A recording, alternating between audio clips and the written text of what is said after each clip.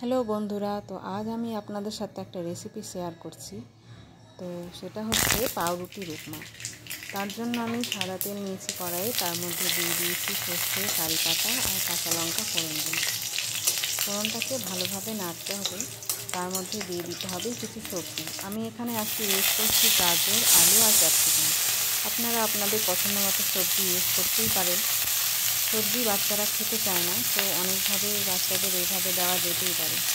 সুজির উপমা, চিড়ের উপমা অনেকেই খেয়েছেন। এই নতুন রেসিপিটি শেয়ার করে দেখতে পারেন, বাচ্চাদের খুব পছন্দ হবে। তো সবজিটা কিছুক্ষণ ভাজা হয়ে যাওয়ার পর তার মধ্যে দিয়ে দিতে হবে স্বাদ মতো নুন আর হলুদ। তারপরে আবারও ভালোভাবে নেড়ে চেড়ে সেটা থালা দিয়ে ঢাকা দিয়ে দিতে হবে। কিছুক্ষণ সবজিটা সেদ্ধ হতে দিতে হবে। এই রেসিপিটা বাচ্চাদের খেতে ভীষণ ভালো লাগে।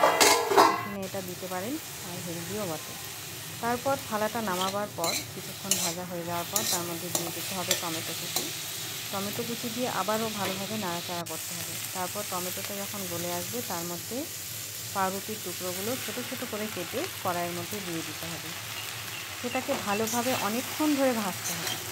ভালোভাবে না ভাজলে কিন্তু খেতে টেস্ট হবে না। ভালোভাবে ভেজে নিচ্ছি আমি। এই খাবারটা খেতে বেশ টেস্টি লাগে, আপনারা বাড়িতে ট্রাই করে দেখতে পারেন।